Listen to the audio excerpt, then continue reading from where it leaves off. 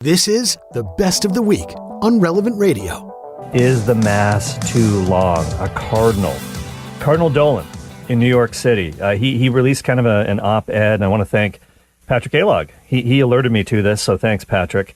So this was on the website for our Sunday Visitor. Pretty short, so it only takes 3 minutes to read, which is apparently a lot shorter than most of the masses that are going on. Talk of hour-and-a-half long masses? I've never seen anything like that. For a regular Sunday Mass, I've never seen anything close in my experience. I haven't seen a Mass lasting longer than an hour in quite some time. However, apparently this is pretty regular. So there was a survey that was done in the Archdiocese of New York, and it was kind of about the Synod on Synodality. And about 7,000 people responded to it. And it was kind of about the Synod and stuff that, these are the quote-unquote listening sessions that were taking place. What do you want us to talk about? So one of the questions in the poll was, how can we get people to come back to Sunday Mass? And obviously the implication is during the pandemic, Sunday Mass attendance plummeted for various reasons. People were either scared to go, they may have had legitimate reasons for not wanting to go, health reasons. Sometimes they couldn't go because churches were closed, and some churches have remained closed. Some parishes have not reopened, much to the chagrin of many parishioners there. But how can we get people to come back to Sunday Mass? So here's what Cardinal Dolan says. And I'm going to quote him here, okay? So this is not me talking. This is Cardinal Dolan. He says, quote, "I was amazed at the high interest this generated," the question of how to get people to come back to Mass. "Apart from the predictable carping," he says, "from both fringes, the far left, claiming that the only way to increase Mass attendance was to drop all liturgical guidelines and go back to the quote-unquote do-your-own-thing hootenannies of the 1970s, or the alt-right, urging turning the altar around and getting the fiddlebacks out of mothballs." Okay, so again, this is him talking. This is Cardinal Dolan talking, not me. I'm just quoting him here. Don't at me here. These are his words, not mine. And he's obviously referring to liturgical abuses that went on after the Second Vatican Council, early 1970s, some strange liturgical experiments, no question. He's also seeming to, maybe not be so into the movement back towards preconciliar liturgy with fiddlebacks. That's a reference to the vestments. He uses the phrase "getting the fiddlebacks out of mothballs." Anyways, I don't want to weigh in on that right now. I just want to kind of get to the point where he's trying to get to here. He says, quote, "The largest majority replied that the top reasons people were no longer coming to Sunday Mass were," are you ready for this? Number one, because they couldn't understand the priest. Number two, the parish had been closed. And number three, Mass was too long, end of quote. Okay, so that's a quote from Cardinal Dolan. We're going to post the whole thing. I'll put that in the show notes. So let's concentrate on this last piece here.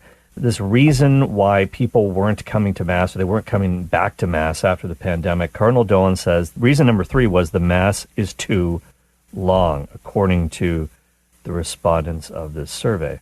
So he says that, quote, "maybe these folks were onto something. It was very clear from the tenor of their responses that these were women and men who loved the Eucharist, who would rarely themselves miss Sunday Mass, and were the first ones back after the pandemic restrictions were mercifully lifted, who gladly welcomed the genuine liturgical renewal of the Council, who were not asking for a quickie Sunday Mass, who knew that a reverent, participative, joyful celebration of the Sunday Eucharist demands a chunk of quality time. But they were still exhausted from the marathon masses, which they contend are driving the folks away," end of quote.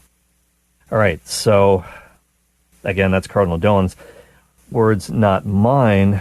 Why are some of the reasons why the masses are getting longer and longer? I've experienced some of these things, and you probably have as well. He said that some of the people in these responses were saying that Mass starts with music rehearsal. I've never seen that happen before. I've seen choirs and musical ministries warming up, if you will, before the Mass, but never really as part of the Mass. I don't know what he really means by that. But maybe he's lamenting the fact that maybe there's not enough silence for people to pray in a church before the Mass begins. That's possible. That's more than possible. Then he says sometimes at some Masses there's an obligatory greeting to the people around you. I'm not a fan of this myself. I'm really not a fan of this. Hey, say hi to your neighbor around you.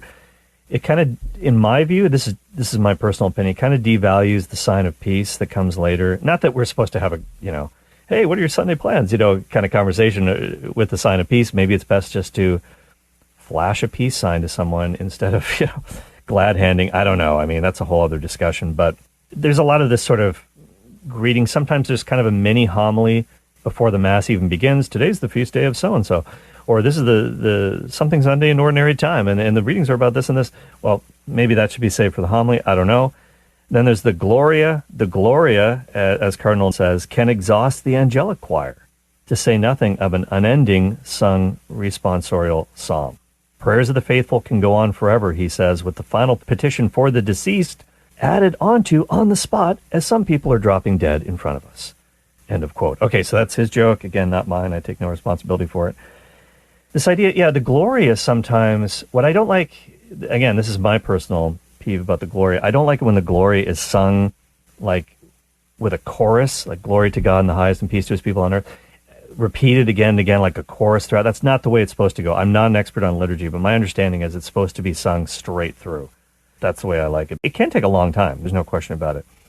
Is that necessarily a bad thing? I don't know. The collection, the offertory. Cardinal Dolan says the Lamb of God can reach the length of a baseball game. I don't see that. I've never seen that happen. Then he says there's sometimes a reflection, sort of another homily after communion, announcements, etc., etc., etc., thanking people who had a part in the Mass. And then he says, quote, God forbid we would leave before all 5 verses of the closing hymn are sung. And I have not even mentioned the biggest culprit of all, the mammoth homily from priests and deacons who ignore Pope Francis's admonition to keep homilies to 8 to 10 minutes, end of quote.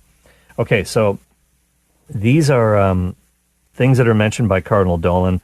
I wonder if you guys agree with this. Are Sunday Masses too long, in your opinion? Why or why not? Do you think they should be longer? Are they too short, maybe, where you are? I don't know. I'd love to get your take on this. 888-914-9149. He says another priest who's a Monsignor told him, he said, look, I challenge you, Cardinal Dolan. He says, just take out your stopwatch and time the Eucharistic prayer. Next time you're at a Sunday Mass, don't do it while you're celebrating, but time the Eucharistic prayer. And this priest says, I bet you $1,000,000 that when you hear the Gloria being sung, sometimes that can be longer than the Eucharistic prayer itself. Now, there might be a point here, actually, and I think this idea of devaluing the Eucharistic prayer, that's a real concern. That is for sure. But I wonder what you guys think about this. Are homilies too long? Are they not long enough? What some of the other things that are going on? I really like your take on this. All right, let's go to Michael in St. Cloud, Minnesota. Hello, Michael. Hello, thanks for taking my call. You got it. What's your take on all this? Give me your thoughts. For me, I think it's, kind of a disconnect, I mean, I'm 44, so I was a cradle Catholic, but I think a lot of people, I know I've like my sisters who have children who are in sports, I think a lot of it's like, we want to get in and out, wearing your sport uniforms to Mass, and wow. I think part of it is, there's not even a reverence, so I don't know if Mass time is a big thing. I think a lot of people that I see where I go to church, I don't even know if they really want to be there. They think they're Catholic and they have to fulfill their obligation. So that they go. Sometimes I think a homily might be too long, or if they have too many jokes or something like that. But I think a big part of it is whether or not you want to be there. An hour is not that long. You wait for food longer than that sometimes in restaurants. So if you can't. I want to actually piggyback on that last point. You said a lot of interesting things there. Thank you very much for that call. Speaking of that, Producer Jim, I got to bring you on for a second because you mentioned the whole idea of food light-ups to me before the show. Tell me what you told me before the show. I want to hear this. Yeah, Cale, I was thinking about this just yesterday, even before I had read the article. And I happened to be at my old parish church, and I was traveling this weekend, and things were moving pretty quick. And so it was beautiful Mass. It was done very reverently, but I happened to stop and ponder and think about how, most Masses tend to be an hour or shorter. And of course, we were going to breakfast afterwards, and oftentimes the wait for brunch is an hour, sometimes even an hour and a half. So, and this isn't the food that saves; it's just brunch.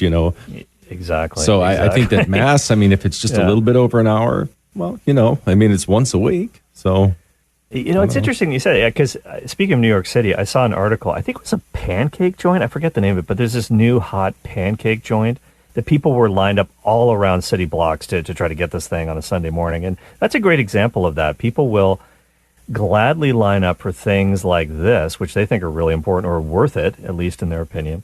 But the Mass, they're like, this is too long. If it goes past an hour, they're like, this is ridiculous. St. Jose Maria Escrivá said this. He said, you think the Mass is too long? It's because your love is too short. Because oftentimes that's the case. Michael, who just called in, was talking about, the fact that a lot of people feel like for them, Mass is kind of jumping through a hoop. They know it's their Sunday obligation. Maybe they're not really into it. They're just kind of, checking off a box on their list of things. I know I got to go to Mass this weekend. Saturday Vigil Mass or Sunday, I'm just kind of knocking this off so I can go back to doing whatever. There are no doubt people who think that way. No question. There are limits, though. It doesn't mean that you can love the Mass and still say, I don't know if it should be an hour and a half. Maybe that's not good for the community as a whole. I don't know. This entire episode of The Faith Explained is on the Relevant Radio app. The Relevant Radio app is completely free and updated daily with fresh articles, podcasts, and prayers. Don't delay. Download the app today. And thanks for listening.